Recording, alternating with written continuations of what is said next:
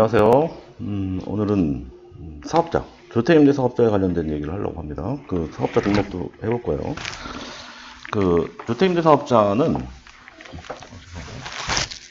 주택임대 사업자 관련된 내용은 일단 예를 들어서 이제 오피스텔을 샀는데 이제 주거용 오피스텔을 샀단 말이에요. 이제 매수를 했다는 얘기는 그 두 가지 형태가 있는데 일단 분양으로 살 수도 있고 분양으로 해서 오피스텔을 살 수도 있고 그다음 현재 돌고 있는 그 오피스텔을 살 수도 있잖아요. 그러니까 그런 경우에 그걸 본인이 직접 거주를 하면은 상관이 없겠지만 그 임대를 놓는단 말이죠. 임대 소득이 생길 수 있는 임대를 놓는 경우에는 주택임대에 대한 그 소득을 신고하게끔 돼 있죠. 그거를 잠깐 보면 일단은 등록을 왜 해야 되는지 등등에 대한 부분은 이제 여기 설명을 드릴 것이고 그 소득세법이라는 게 있습니다. 소득세법에 그러니까 부동산업이라는 게 있는데 부동산 임대를 하게 되면 그 임대 소득에 대한 부분을 신고를 하게끔 돼 있죠. 그 사업소득이라고 하는 건데 여기 이제 소득세법 19조의 사업소득에 보면 다음 각 호의 소득을 한다라고 되어 있죠. 거세 기간 동안에. 여기 쭉 보면 부동산업에서 발생하는 소득. 이 부동산업에서 발생하는 소득을 이제 소득세법에서 이제 소득으로 신고를 해라 이런 의미인데 이제 그러다 보니까 이제 사업자 등록 신청을 해야 되는 게 생겨요. 그래서 그거를 이제 국세청 가서 봅니다. 자, 국세청에 가서 보면 국세 안내 여기 이제 보통 밑에 보면은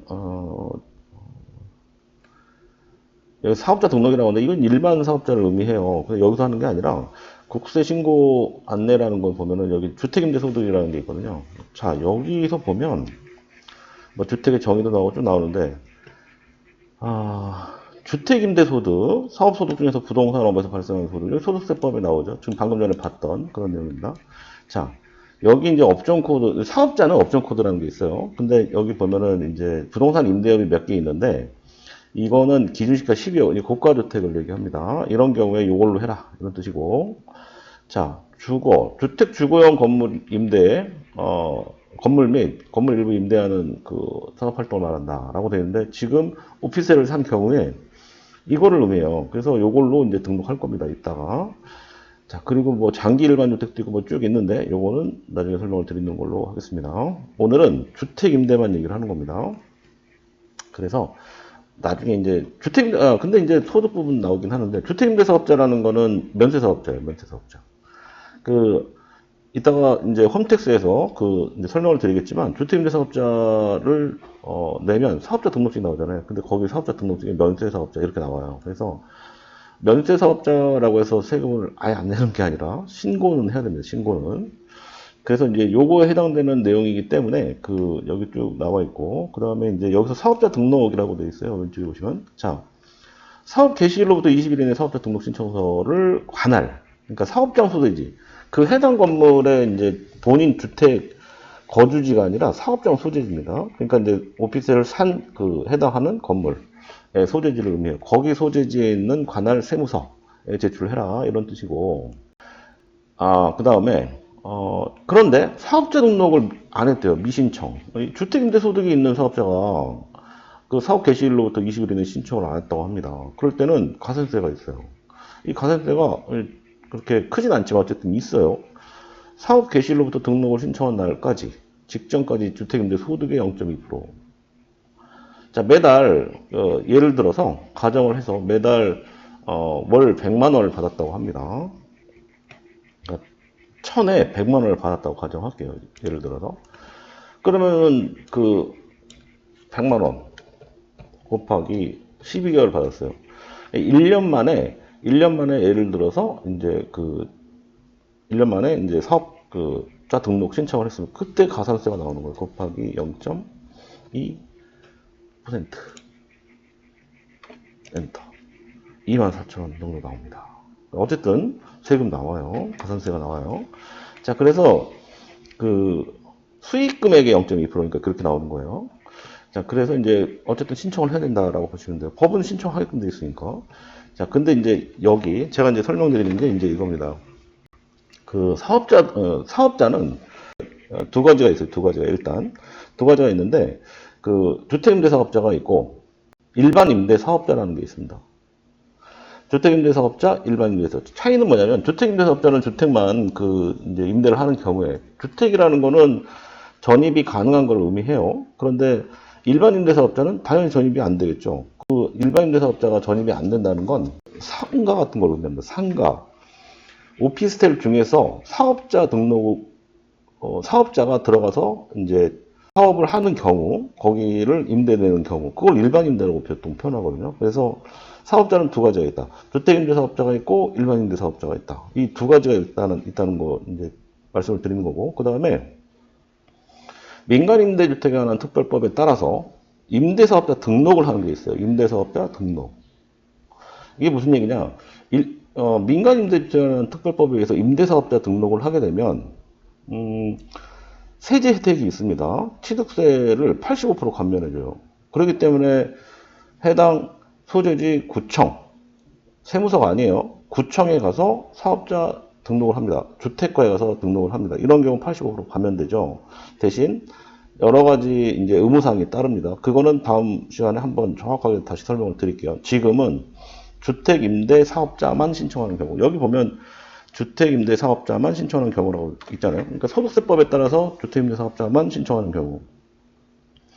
10년 동안 유지해야 됩니까? 안 그래요. 제가 이쪽 현업에 있으면서 제일 많이 듣는 얘기가 이 얘기예요. 주택임대사업자를 내면 10년 동안 못 팔아요? 그렇지 않습니다. 팔 수 있어요. 토관량수도 내고 다 가능합니다. 그런데 민간임대주택에 관한 특별법에 의해서 구청에 임대사업자 등록을 하는 경우는 10년 동안 못 팝니다. 이 경우만 10년 동안 못 파는 거예요. 근데 왜 그런지는 다음 제가 민간임대주택에 관한 특별법에 따라서 임대 등록 사업자로 등록을 한 경우에 대한 설명을 드릴 때 왜 그런지에 대한 부분을 법정에 그렇게 돼 있습니다. 못 팔게 돼 있기 때문에 그런 거예요. 근데 지금은 그런 게 아니라 주택임대 사업자만 내는 거예요. 주택임대 사업자만 홈택스에서 신청하는 경우에 대한 내기를 하는 겁니다. 그래서 지금 그 부분 이제 설명드릴 것이고, 일반임대 사업자도 나중에 내면 그것도 한번 해보도록 할게요. 지금은 주택임대 사업자만 내는 겁니다. 자, 그래서 홈택스. 자, 일단은 홈택스에 들어가서 보시면, 물론 지금 이렇게 들어가야 돼요. 들어가야 되고, 로그인 하시면 됩니다. 로그인은 인증서 넣어가지고 로그인 하시면 되고, 사업자 등록이라는 게 있어요. 사업자 등록에 가서 보시면, 개인 사업자 등록이 있는데, 여기 개인 사업자라는 거는 간이 사업자, 일반 사업자를 의미해요. 간이 사업자는, 부가세를 못 걷는 간이 사업자를 의미하고, 그 다음에 일반 사업자는, 보통 장사하시는 분들 말고 이제 사업하시는 분들, 부가세를 끊는 사업자를 하시는 분들이 일반 사업자겠죠.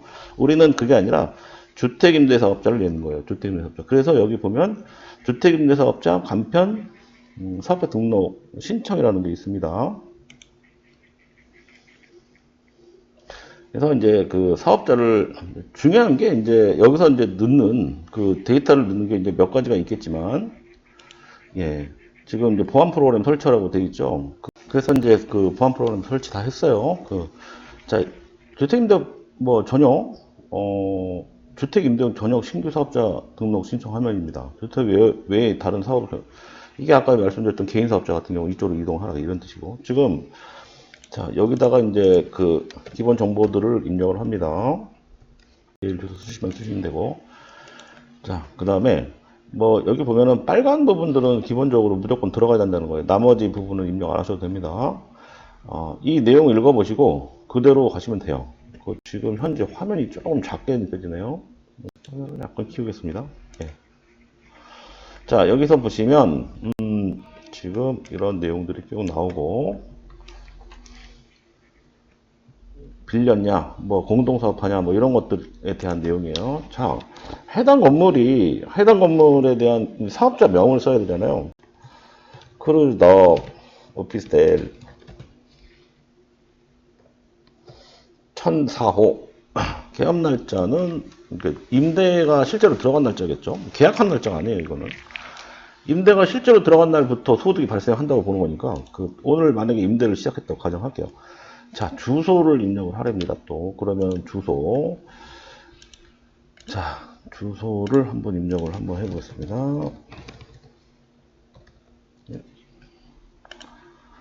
자, 대충 한번 입력을 해보겠습니다. 땡땡 뭐 예를 들어서 뭐 이걸로 한번 해볼게요. 네, 1004호다 이렇게 돼 있고, 자 뭐 자기 자본 타인 자본 쭉 있는데 이 사업자 면적은 계약서 상의 면적을 쓰시면 돼요. 뭐 예를 들어서 사업 40평이다 40제곱미터다 12평이죠. 자 여기서 업종 구분, 아까 처음에 얘기했던 내용 중에 업종 잠깐 얘기했었죠. 이걸로 한다 그랬죠. 이 업종 코드, 부동산 임대업에서 주거용 건물 임대, 일반 주택 임대를 의미해요. 이 오피스에도 그런 거니까.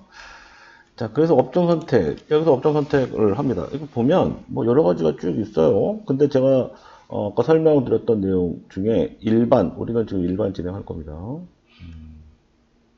주거용이라고 돼 있죠. 주거용. 그래서 주거용을 선택하시면 돼요.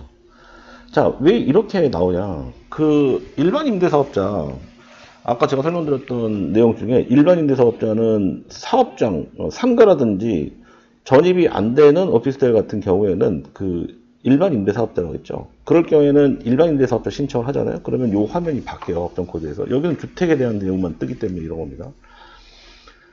자, 이렇게 선택을 하시고 주거용 건물 오피스텔이야. 주거용 건물 임대업이다. 이렇게 업종 등록하시면 됩니다.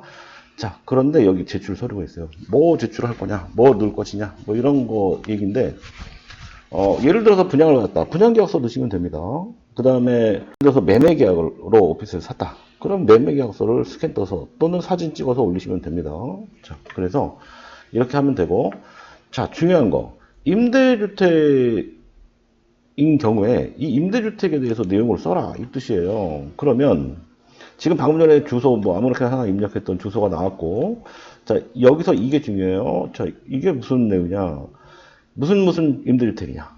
근데 여기는 임대 장기 일반, 이게 뭐냐면은 지금 단기 같은 건 없어요. 장기 일반 민간 임대주택은 10년 유지해야 돼요. 그래서 이런 게 아닌 해당 사항이 없는 내용입니다. 그다음 주택 유형은 뭐냐, 제가 아까 말씀드렸던 오피스텔이라고 그랬죠. 오피스텔. 그래서 이제 자, 오피스텔입니다. 그 다음에 전용 면적이 몇 제곱미터냐? 40제곱미터.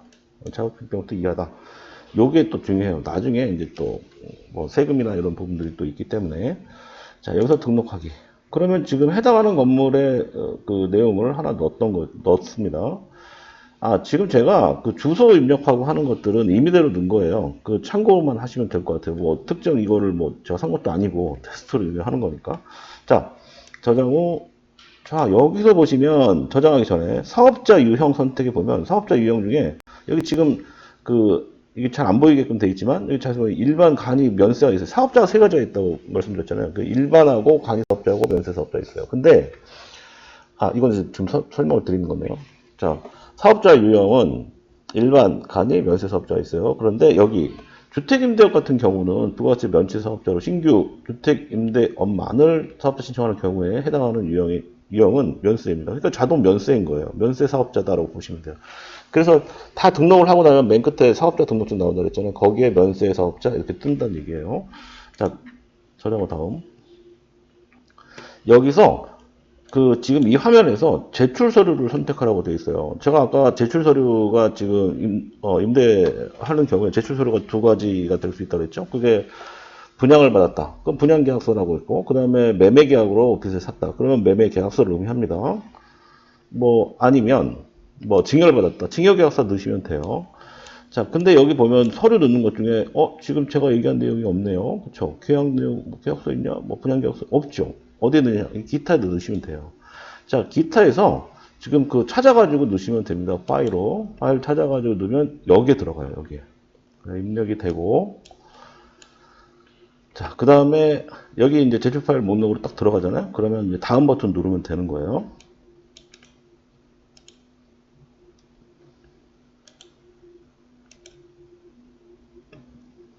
네, 지금 넘어가지 않게 되어 있네요. 한번 제가 임의대로 한번 파일을 한번 넣어보겠습니다. 파일, 예를 들어서 이게 뭐, 예를 든 겁니다. 예를 들어서 이게 분양계약서 또는 매매계약서다. 그러면 이렇게 넣고, 다음 버튼 누르면 이게 올라가죠. 이렇게 올라가는 게 보이시죠?